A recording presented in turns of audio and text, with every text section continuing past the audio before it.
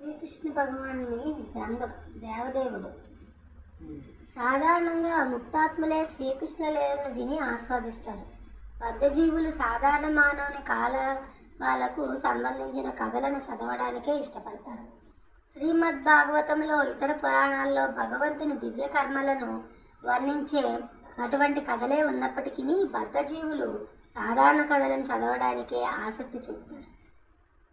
శ్రీకృష్ణుని లీలా వర్ణనలను అధ్యయనం చేయడానికి వారు అంతగా అభిరుచిని కనపరచరు.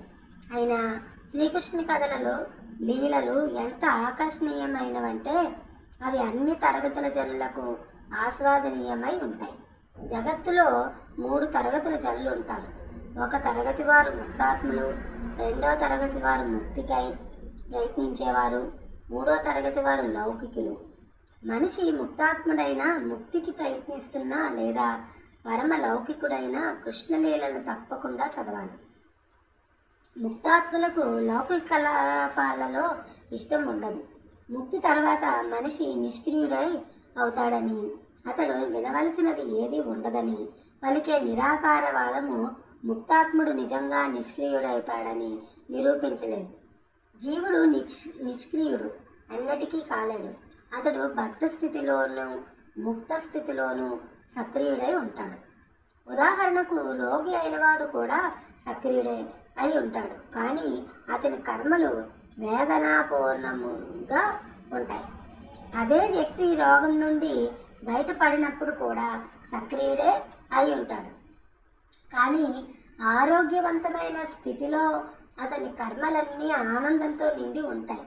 అదేవిధంగా నిరాకారవాదులు కేవలం రోగగ్రస్తమైన బద్ధ కర్మల నుండి ముక్తులు కావడానికి కోరినప్పటికీ ఆరోగ్య పూర్ణమైన స్థితిలో కర్మలను గురించి వారికి తెలియదు.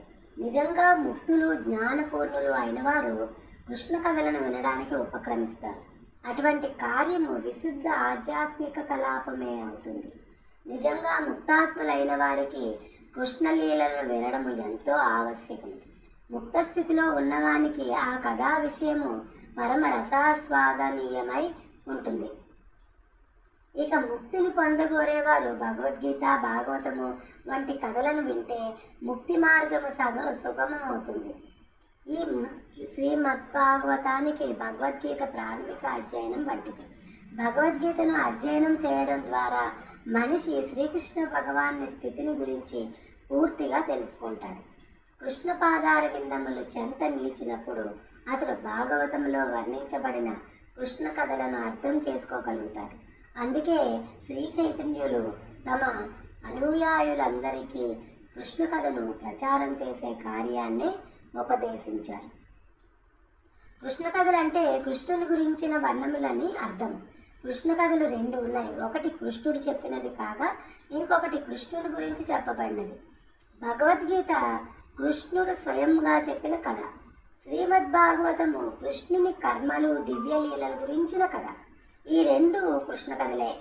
కృష్ణ కథలను ప్రపంచమంతటా ప్రచారం చేయాలని శ్రీ చైతన్యులు ఆదేశించారు. ఎందుకంటే సంసార క్లేశాలలో దుఃఖితులైనట్టి బద్ధజీవులు ఆ కథలను వింటే వారి ముక్తి మార్గం తెరుచుకుంటుంది, సుగమం అవుతుంది. కృష్ణుని లేదా కృష్ణ కథను తెలుసుకునేందుకు జనులను ప్రోత్సహించడానికే ప్రధానంగా ఈ గ్రంథం రచించబడింది. దాని ద్వారా వారు భవబంధ విముక్తులవుతారు. శ్రీకృష్ణ మార్గమస్తు. ఈరోజు కథ అయిపోయింది.